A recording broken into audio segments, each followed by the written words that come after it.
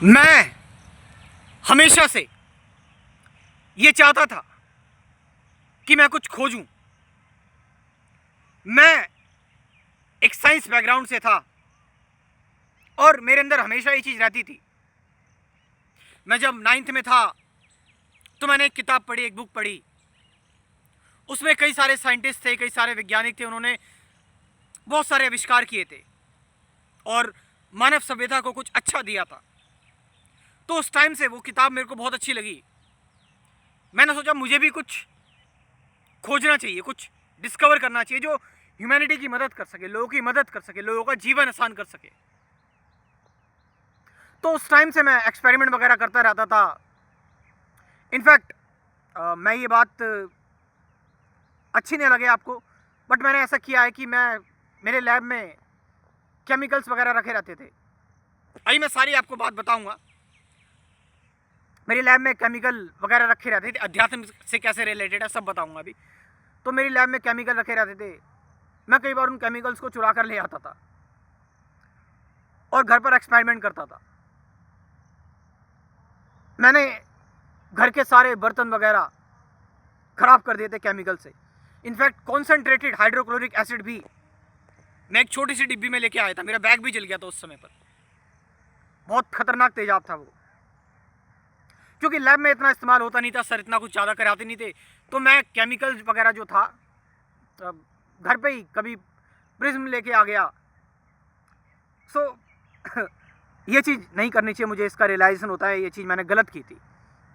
But वो उम्र थी एक, क्योंकि क्लासरूम में इतना कुछ होता नहीं था, तो एक गुस्से से एक क्यूरियोसिटी से केमिकल्स लेने भी मैं कई जगह पर गया, मगर मुझे कहीं कुछ मिला नहीं।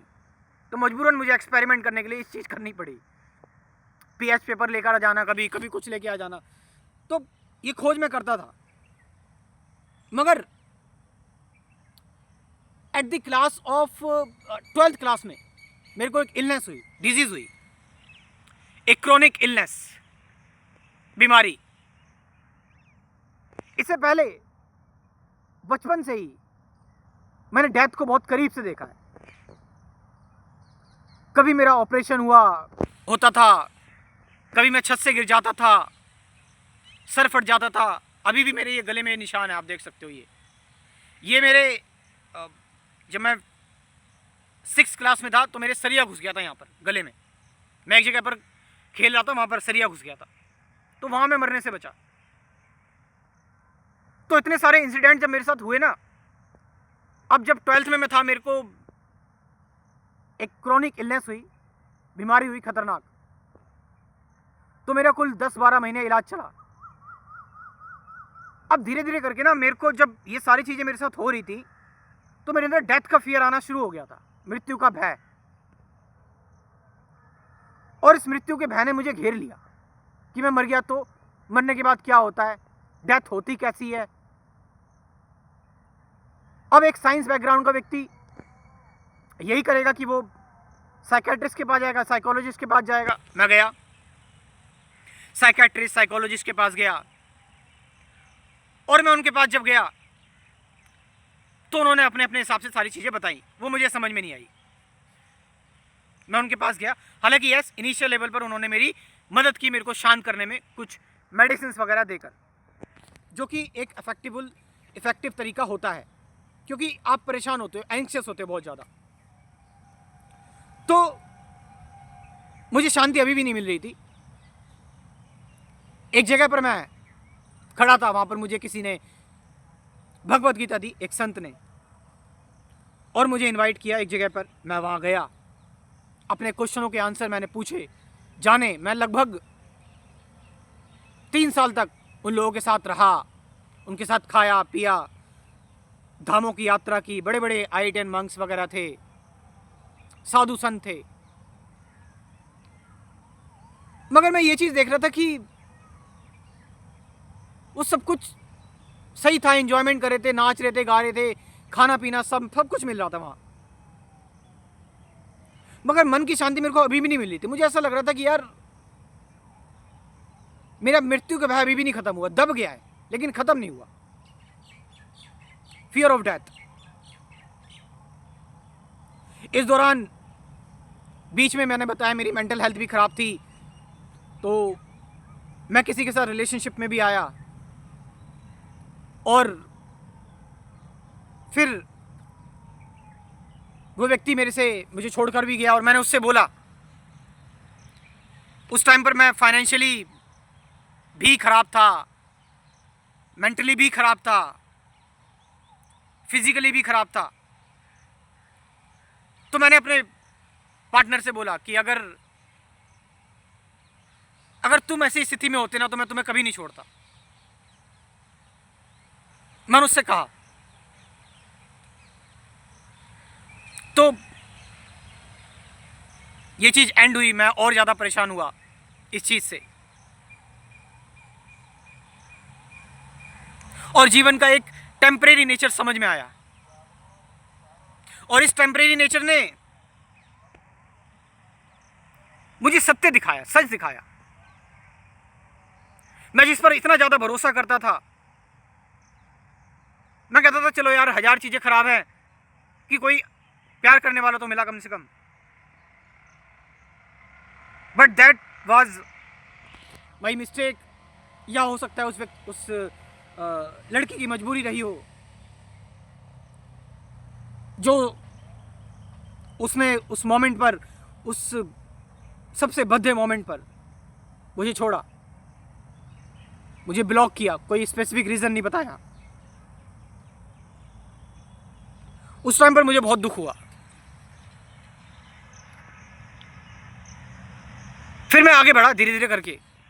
मैं इसे क्यों बता रहा हूँ आपको, इसलिए बता रहा हूँ क्योंकि कई सारे लोग इस चीज़ से रिलेट कर सकते हैं। तो मैंने अपने आप को जानने की शुरुआत की। ओशो, कृष्णमूर्ति, रमन महर्षि, निसर्गदत्ता महाराज, वेदांत पढ़ा, उपनिषद जाने, हर चीज पढ़ मारी, हर चीज जान ली।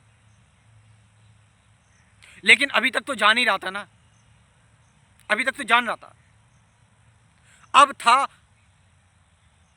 अब आ रहा था फाइनल टच। फाइनल टच क्या कि सब कुछ जो भी मैंने जाना, इकट्ठा किया, मैंने कहा कि मैं अभी भी अशांत हूं। मैं एक काम करता हूं, एकदम से इंसाइट आई कि मैंने सारी चीजें खत्म कर दी। मैंने कहा कुछ नहीं करना यार मुझे। बस मैं एक दिन ऐसे ही बैठ गया, खाली आंख बंद करके,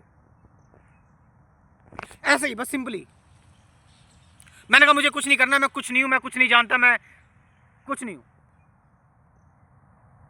और एक दिन बैठा, 2 दिन बैठा, 3 दिन बैठा, बैठता गया, बैठता गया, बैठता गया। और उस खाली बैठने में, जब आप मेरी मेडिटेशन की वीडियोस लोगे ना, आप उनमें देखोगे कि मैं कैसे पार्कों में जाकर बैठता था। बैठता गया, बैठता गया। एंड देन आई रियलाइज, 10 साल बाद, कि सच क्या है ना, सत्य पता है क्या है? सत्य है जब तुम पूरी तरह से आजाद होते हो हर चीज से, जब तुम्हारे अंदर कोई कंपैरिजन नहीं बचता, जब तुम्हारे अंदर कोई डर नहीं बचता, और जब तुम कोई क्रिया नहीं कर रहे होते हो, कोई एफर्ट नहीं कर रहे होते हो।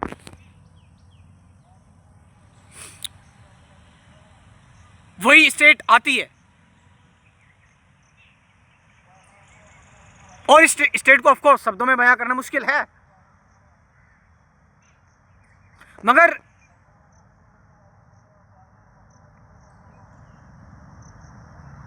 जब आप जीवन का नेचर देखते हो ना, क्या नेचर है जीवन का कि भाई डेथ एक ना एक दिन आनी है, अज्ञात है, आएगी, उसके बाद तुम अज्ञात हो जाओगे। चीजें टेम्परेरी हैं, तुम्हें नहीं पता कि क्या होगा, आई डोंट नो। तो जब तुम इस अज्ञात और आई डोंट नो के साथ रहने लगते हो ना, देन कुछ अनंत के द्वार खुलते हैं आपके जीवन में। और वो सबसे बड़ी सिक्योरिटी होती है वो।